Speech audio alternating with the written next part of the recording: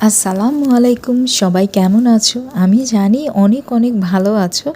তবে আমি তো তোমাদের সাথে বলেছিলাম যে আমার ছোট্ট দুইটা পাখি আছে, খুবই সুন্দর, খুবই দুষ্টুমি করে। ওদের এই কিচিরমিচির আওয়াজ শুনেই কিন্তু আমার সকালটা ভাঙে।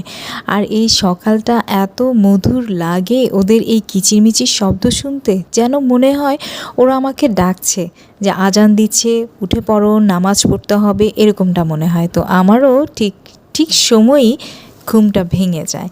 তো এখন দেখতেই পাচ্ছ ওরা কী রকম দুষ্টুমি করছে। ওরা কিন্তু দুষ্টুমি করছে কারণ ওদের মধ্যে প্রেম হচ্ছে। প্রেম জিনিসটা অনেক মিষ্টি, কিন্তু সেটা সঠিক মানুষের সাথে হলে কিন্তু মন্দ হয় না। কিন্তু যদি সেটা ভুল মানুষের সাথে, তাহলে কিন্তু জীবনে পস্তানো ছাড়া আর কোনো উপায় নাই। রিমা ছিল আমাদেরই এলাকার একটা ছোট বোন। সে ছিল খুবই সহজ সরল এবং নম্রভদ্র একটা মেয়ে। কলেজে ভর্তি হতেই তার জীবনে আসে আদনান নামে একটা ছেলে। চকচকে হাসি, মিষ্টি কথা আর সব সময় খেয়াল রাখা যেন তার স্বপ্নের রাজপুত্র। আদনানকে ও অনেক ভালোবেসে ফেলেছিল। মনে হতো আদনানই হয়তো ওর লাইফ পার্টনার হবে এবং আদনানই হয়তো ওর জীবনে সেরা পুরুষ, সেরা রাজপুত্র। ফোন কলে প্রতিনিয়তই কথা হতো, ভালোবাসার কথা, অনেক অনেক স্বপ্নের কথা, অনেক অনেক আগামী দিনের কথা। স্বপ্নের জাল, স্বপ্নের নীড় সব কিছুই বুনে ফেলল রিমি তার আদনানের সাথে। দিন কেটে যেতে লাগলো ভালোই। আদনান এখন খুব ভালো একটা চাকরি পেয়েছে। হ্যাঁ, চাকরিতে তার মায়নাও অনেক বেশি।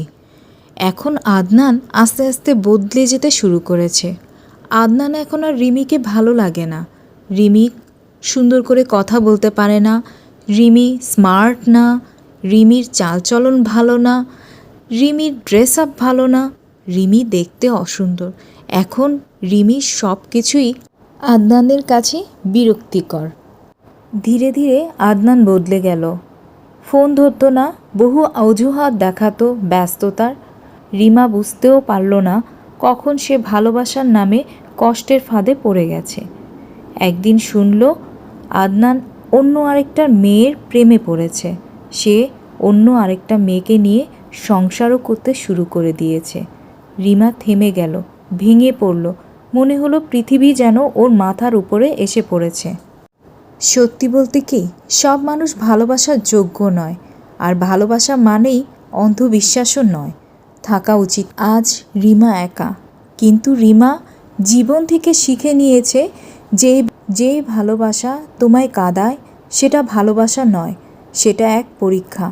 আর এই পরীক্ষায় শেখায় কাকে ভালোবাসলে তুমি নিজেকে হারাবে আর কাকে ভালোবাসলে তুমি নিজেকে খুঁজে পাবে। গল্পটি ভালো লাগলে অবশ্যই ছোট্ট একটা কমেন্ট করে যাবা। এতে করে আমি অনেক বেশি উৎসাহ পাই তোমাদের সাথে শেয়ার করতে গল্পগুলো।